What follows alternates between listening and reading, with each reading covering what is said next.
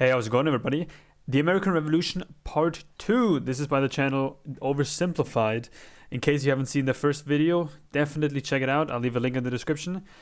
I'm a 21-year-old guy from Frankfurt, Germany. In case you are curious, I'll definitely let you know what my take is on the whole American Revolution in general, and if we had been taught something like that in school here in Germany. But just to let you know, right before we get into it, there wasn't much covered. There wasn't much covered in German school, so let's learn something. Washington's butt was sufficiently kicked. Winter was here. His troops' morale was low. Some just up and left. Washington needed to do something, anything to restore faith in the revolution. The British had spread throughout New Jersey and settled in for a winter of drinking cider and partying hard. Nobody expected an attack in the winter, so Washington started making plans for an attack in the winter. The British had hired a large force of Hessian mercenaries from the German states of Hesse-Kassel and Hesse-Hanau to fight the rebels. It was these mercenaries that were... Oh, that's actually my state right there, Hesse. Hesse is the English term, German version is Hessen. Frankfurt. Stationed across the Delaware River from Washington and his army. And there were more Hessian reinforcements incoming, but they made an unscheduled stop because their commander got thirsty. No, not that kind of thirsty. That kind of thirsty. Hell yeah. It was Christmas Eve with a blizzard outside when Washington heard the Hessian defenses were down, and he decided to attack. He made a perilous crossing of the icy Delaware River with 2,400 men and marched 9 miles to Trenton, where he caught the Hessian forces completely off guard. After a short but fierce battle, the Hessians surrendered in droves. It was a much-needed victory that sent a clear message, not only to the British, but to Americans across the colonies. The war. I've seen these pictures before, and every time I saw it, obviously, whenever you see these pictures, it's like idealistic, right? I think that's what the style called. I think that's something I was taught in school, like idealistic type of art. Can you imagine? I mean, just the eyes, especially like the guy in front. Green, he just has this stick and he's just like pushing it away. Crazy. War was far from lost. General Cornwallis led the British forces south to counterattack the Americans, but in a series of battles, Washington's defensive positioning and flanking maneuvers defeated the British 3 times in 10 days, and the British decided to abandon southern New Jersey for the rest of the winter. Washington finally set up a winter camp in Morristown, but for the Americans, there was much less partying than the British. Elsewhere, the British had taken Newport, Rhode Island, because it was a good naval base. In the south, they failed to take Charleston, South Carolina, which left British loyalists unsupported and vulnerable to more harassment and even mass expulsion. Fuck you! Congress sent Benjamin Franklin to France on a mission to convince them to join the war, and while the French generally loved any opportunity to hoodwink the Brits, they didn't want to join unless it was a sure win. So for now, Franklin spent his days chilling out and chasing tail. The British Parliament couldn't believe the war wasn't over yet, and the pressure was on to end it. So the British came up with a plan. General Burgoyne in Montreal and General William Howe in New York would advance through the Hudson Valley and meet in the middle, splitting the colonies in two, and thus screwing over the American communication lines. Burgoyne began his movement south, and after taking Fort Ticonderoga quite easily, he then came across heavy American resistance, so he sent Howe a dingle-dongle asking if he'd be showing up anytime soon. Meanwhile, Howe had completely abandoned the plan and gone for all-out personal glory by capturing the American capital, Philadelphia. He defeated Washington and his army at Brandywine Creek. Wait, the American capital, Philadelphia? Personal glory by capturing the American capital, Philadelphia. Wait, Philadelphia, Washington. What? Defeated Washington and his army at Brandywine Creek by using the old hit him with a decoy and flank him from behind tactic. And Philadelphia was now in British hands, forcing Congress to escape to York. But Burgoyne was left on his own to face the ever-increasing American force in Saratoga. American General Horatio Gates teamed up with our old friend Benedict Arnold to deal one final blow to Burgoyne's army. Arnold wanted to take the fight to the British, but Gates wanted to wait for the British to come to them. After a heated debate, Gates, the senior officer, told Arnold to go to his room, but Arnold defied his orders, and at the Battle of Bemis Heights, he charged at the British and obliterated them. Great job, Horatio. By the way, what happened to that other guy who was in Saratoga? Who? Benedict Arnold. Never heard of him. Ouch. Hey, George, didn't I do a great job? Taking Philadelphia and all? Didn't I? You're fired. Both Burgoyne and Howe returned to Great Britain, leaving British General Henry Clinton to take charge of the war. And the war was about to take... Like, sure, you did something else, buddy. You know, you definitely, conquered something somewhere else. You got us some more land, some more territory. But at the same time, that's not what I asked. Okay, it's not what I asked. I asked you specifically to meet... I ordered you, I gave you the orders to meet this guy in the middle. And what did you do? You just fucking abandoned the plan. Take a nasty turn, because with the victory at Saratoga, the French were finally ready to join the Americans. All right, Benny, we're in. Hey, isn't this kind of funny? Because you're a republic trying to overthrow an absolute monarchy, and I'm an absolute monarchy helping you? Like, Like, could you imagine if your revolution inspired my people to revolt against me, and then they imprisoned me and all my family, and they chopped all of our heads off? Could you imagine? Crazy.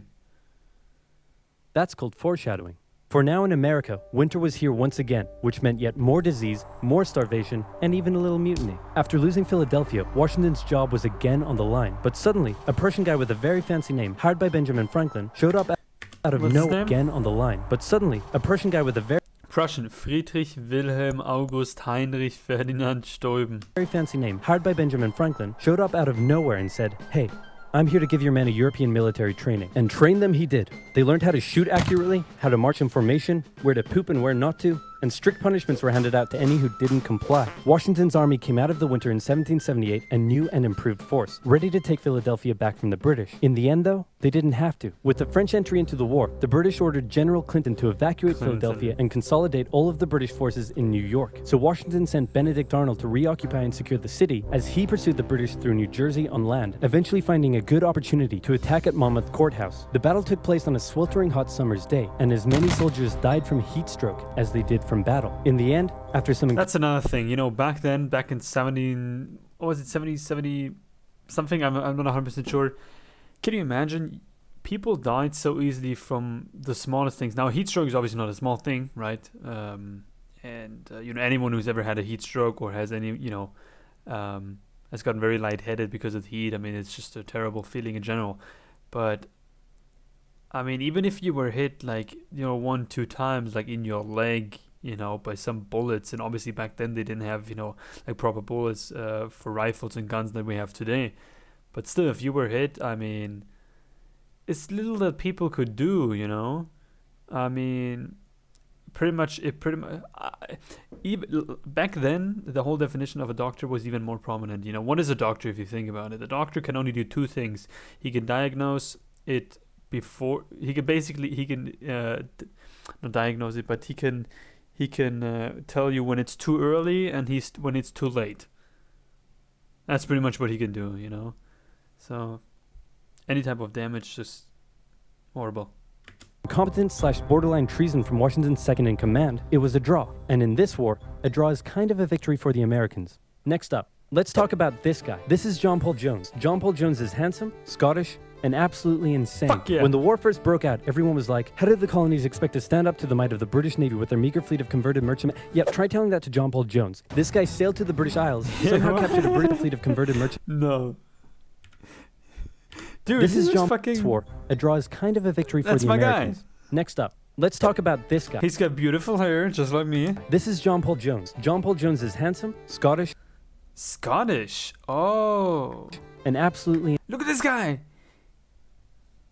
You know who he is? You know who John Paul Jones is? He's the guy you want on your side. Insane. When the war first broke out, everyone was like, how did the colonies expect to stand up to the might of the British Navy with their meager fleet of converted merchantmen? Yep, try telling that to John Paul Jones. This guy sailed to the British Isles, somehow captured a British ship off the coast of Ireland, and brought it back to France. Then he returned, attacking more ships, raiding towns, and evading capture the entire time. These are basically pirate tactics. But hey, if it works, it works. In one incident, he captured a British ship and returned to a Dutch port without an official ensign because his was lost during the battle. That's a big no-no and can have you arrested as a pirate. The Dutch helped him out by quickly creating a design based on Benjamin Franklin's description of what the American flag should look like, and they entered it into their records as an official US flag. What they came up with looks pretty cool. The whole campaign probably played heavily on British morale and brought into question their ability to win the war. And fun fact, he was so cool that one of the towns he raided in 1778 gave him an official honorary pardon in 1999. Keep ripping in heaven, John Paul Jones. In 1999. What is it? Gave him an official honorary pardon in 1999. Keep ripping in heaven, John Paul Jones.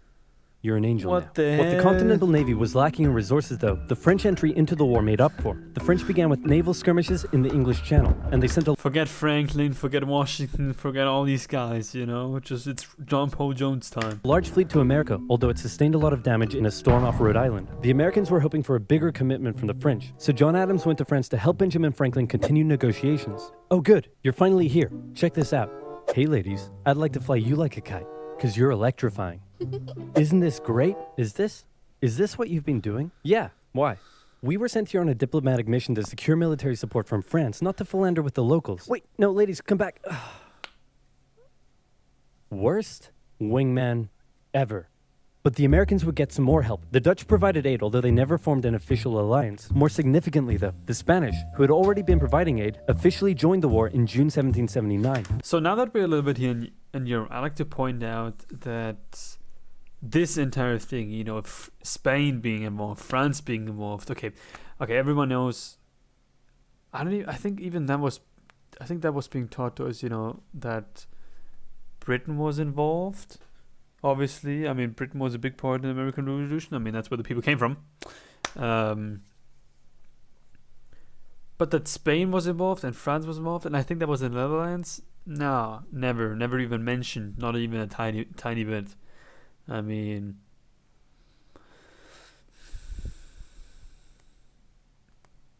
because in case you don't know where Germany is, if you see my mouse right here, it's right there. That's what Germany is.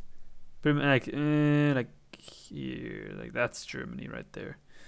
You know, but nothing like that was ever mentioned. And in case you haven't watched, the first part, watch the first part. And the first part,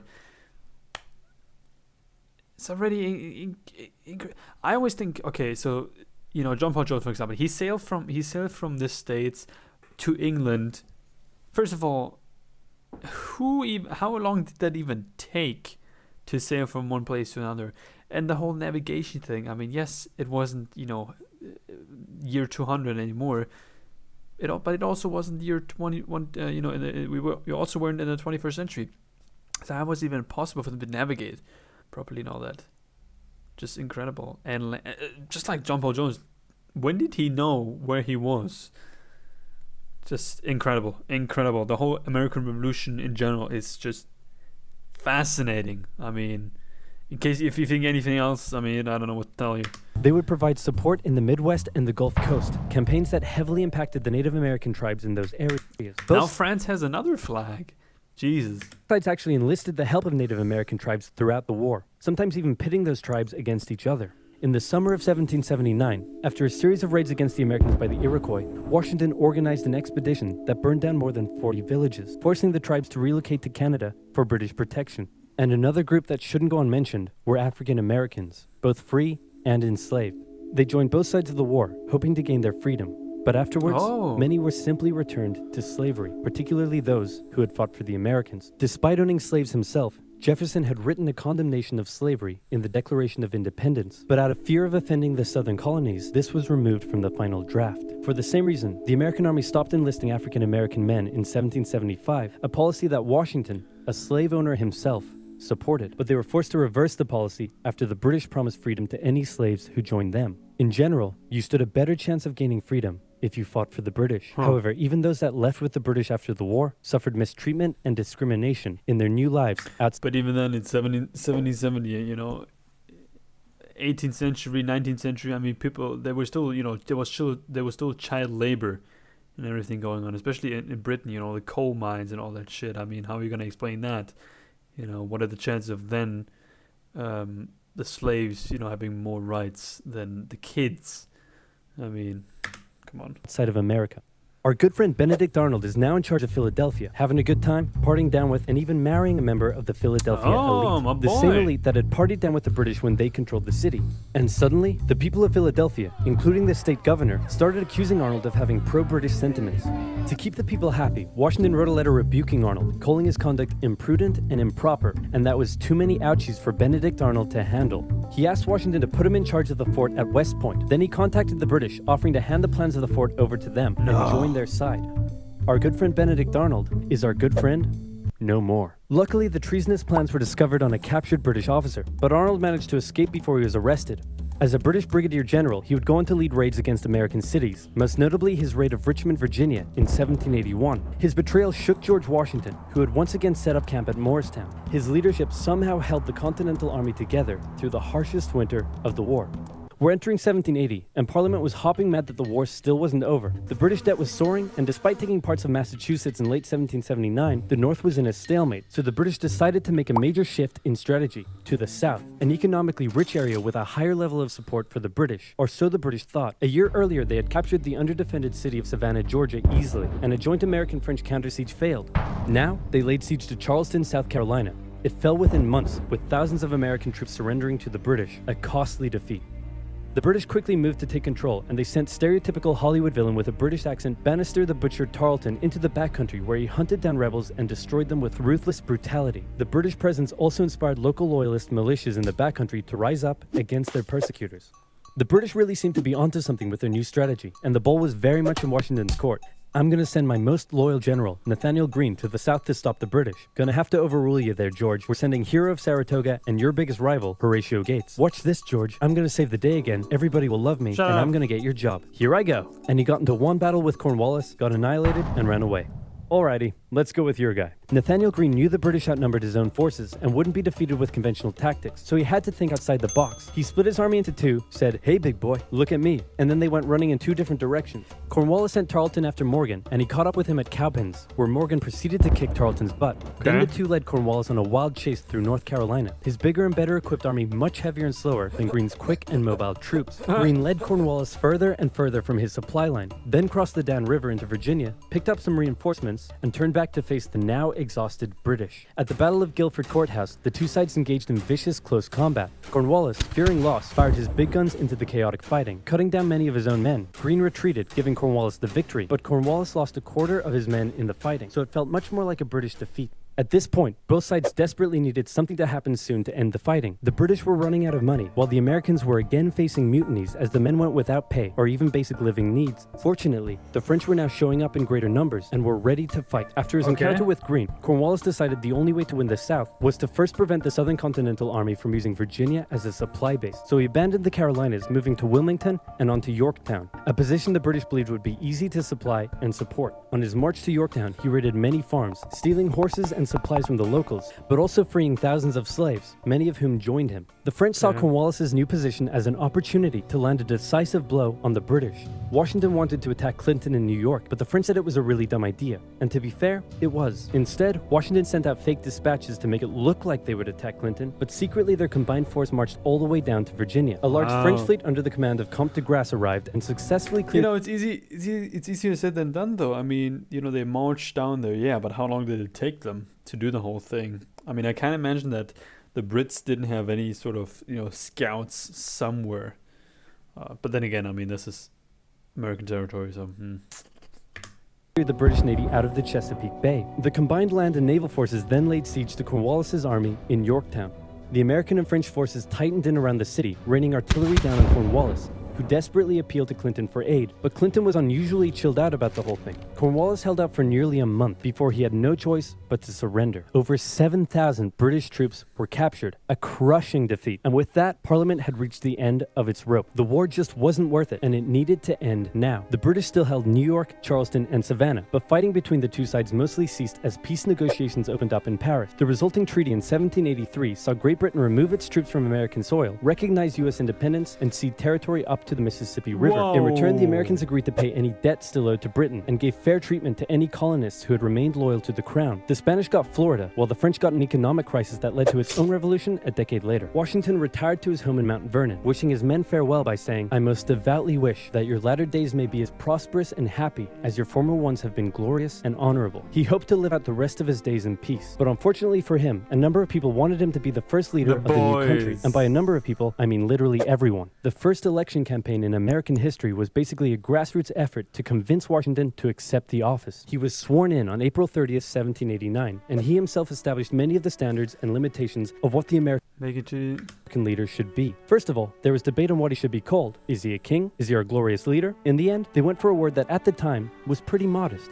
President, like the president of your local bowling club or office bake sale committee. He set up a cabinet of expert advisors, knowing that no president could know everything, no matter how much of a stable genius they claimed to be. He proposed major legislation to Congress and gave an annual State of the Union address to keep his own power in check. He stated that the U.S. should remain neutral in foreign conflicts, and in the end, he voluntarily gave up his power after just 2 terms. He could have made the presidency anything he wanted, but his careful and cautious actions helped set the precedent of an office that is powerful in its limitations, decisive through its diplomacy, and respected in its humility. And so the United States was born, and everything was perfect. It had no problems, not a single one. Certainly nothing that would, cause such an extreme divide that it would lead to a civil war. Anyway, moving on. Quick quiz. Name the most American thing you can think of. Baseball, Bold Eagles, calling the winner of an America-only sports... Right, I think that's pretty much it. Let's end it with... Name the divide that it would... This picture. What an amazing series. What an amazing channel. Honestly, I thought I had at least a basic understanding of what the American Revolution was like and how it went down, even without being taught, specifically in high school, just by listening to things. But it seems like I had no idea whatsoever. George Washington is definitely the MVP here. I like how he kept him as the the cartoonish versions, and he didn't give him the actual head or like a PNG picture of actual Washington. It's easy to sit here and say it was incredible and and well done and all that shit, but honestly the one I think about the most is how brave people were in general. These were people that said, no longer, we don't want this anymore. Britain, get off my back. I can, if I could, honestly, who wouldn't? Do you guys feel the same way? There's certainly some people out there that, if you ever had the chance to spend like an hour with a person, you're dead or alive, I mean, why would you not choose someone like any of them, like Franklin, Washington, Adams, Jefferson? Why wouldn't you want to spend a day with them? Just wouldn't you want to find out what they were actually thinking at the time? Because I'm a firm believer that even though things have been written down and have documented, I still think that major ideas, major thoughts haven't been captured. Just imagine you have an hour, spend the evening with those guys, have dinner or something, and just talk about what they went through, like coming from far away place, arriving in the States, fighting for independence, traders. I mean, you got the whole house, we got everything in here. I certainly want to, thank OverSimplified for the guy. I fucking love this guy. I mean, he is great at what he does. I think he does an amazing job. He's super talented, and please go on his video and actually like and comment on his as well. I can't wait to watch more. This channel is by far my top three channels on YouTube, by far. I don't think there's much more to say. We weren't being taught much anything in school really, so I'm really glad that something like this exists that can somehow break it down, into the most important things. Obviously, you can make a whole video about one battle, just one battle, but I like summaries of stuff. So I like summaries because then I can just, watch a lot of them. You know what I mean? Don't have to spend time with one tiny thing. Because even with a battle, sure, you want to know how a battle went down, but don't you also want to see what the end is? I mean, you can watch a 45-minute documentary on how something was won, or you can just watch a 45-minute video that covers like 20 different battles, but you still know who won at the end. Guys, thanks so much for recommending this. We're already at the time I'm recording this video, we're at 242 subscribers. I don't even know what to say. This is crazy. And I've only been doing this for a little over a month. Like, comment, and subscribe. And if you want anything else from me, if you have any other suggestions on what I should react to next, let me know in the comments. I'd be very curious. On that, I appreciate for you guys to take the time, watch my videos, and I hope you guys have a good one. I'll see you soon.